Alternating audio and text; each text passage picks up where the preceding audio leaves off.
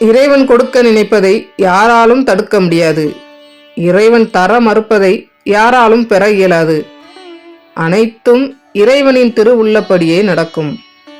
அதை பற்றி அழகா சொல்கிற ஒரு கதையை நம்ம இப்போ இந்த பதிவில் பார்க்கலாம். கதையை முழுமையாக கேளுங்க. தேவகற்ப மகரிஷி என்பவர் ஆசிரம தோட்டத்தில் துளசி, மந்தாரை, மல்லிகை செடிகள் வளர்த்து வந்தார். சில பசுக்களையும் பராமரித்து வந்தார். மங்களகரமான சூழல் ஆசிரமத்தில் நிலவியதால் மகாலட்சுமியின் பார்வை அங்கு விழுந்தது.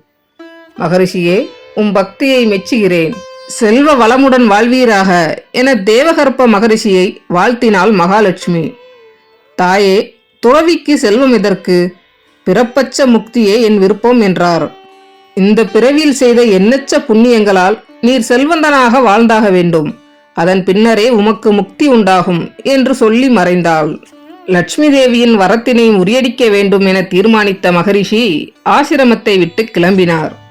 ஓரிடத்தில் பல்லக்கு, பரிவாரம், படை வீரர்கள் என பெருங்கூட்டம் இருந்தது. காட்டுக்கு வேட்டையாட வந்த அந்நாட்டின் மன்னர் ஓய்வெடுத்துக் கொண்டிருந்தார். அவர் அருகில் ரத்ன கிரீடம் பட்டு துணியில் வைக்கப்பட்டிருந்தது. மகரிஷியின் மனதிற்குள் விபரீத எண்ணம் எழுந்தது. கிரீடத்தை காலால் உதைத்தால் மன்னரின் கோபத்திற்கு ஆளாகலாம். அதற்கு தண்டனையாக தன்னை கொல்ல மன்னர் உத்தரவிடுவார்.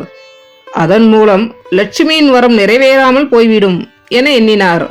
இதை அறிந்த லட்சுமி அஷ்டநாகத்தில் ஒன்றான அனந்தனை அங்கு அனுப்பி கிரீடத்திற்குள் ஒளிந்து கொள்ள செய்தாள். மன்னரை மகரிஷி நெருங்கினார். கிரீடத்தை காலால் உதைத்தார்.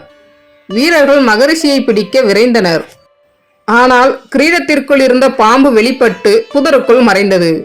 மன்னரின் உயிரை காக்கவே கிரீடத்தை மகரிஷி எட்டி உதைத்திருக்கிறார் என நினைத்து மன்னரும் வீரர்களும் அவர் திருவடியில் விழுந்து நன்றி கூறினர்.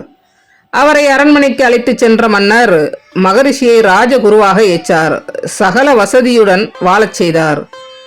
கொடுக்க நினைத்து விட்டால் துறவிக்கு கூட லட்சுமி தேடி வந்து கோடீஸ்வரனாக வாழும் பாக்கியம் தருவாள். இறைவன் கொடுக்க நினைப்பதை யாராலும் தடுக்க முடியாது. இறைவன் வழங்க மறுப்பதை யாராலும் பெற இயலாது. அனைத்தும் இறைவனின் திருவுள்ளபடியே நடக்கும். இந்த கதை உங்களுக்கு பிடிச்சிருந்தா லைக் பண்ணுங்க, கமெண்ட் பண்ணுங்க. இதுவரை இந்த சேனலை சப்ஸ்கிரைப் பண்ணலன்னா சப்ஸ்கிரைப் பண்ணுங்க. நன்றி.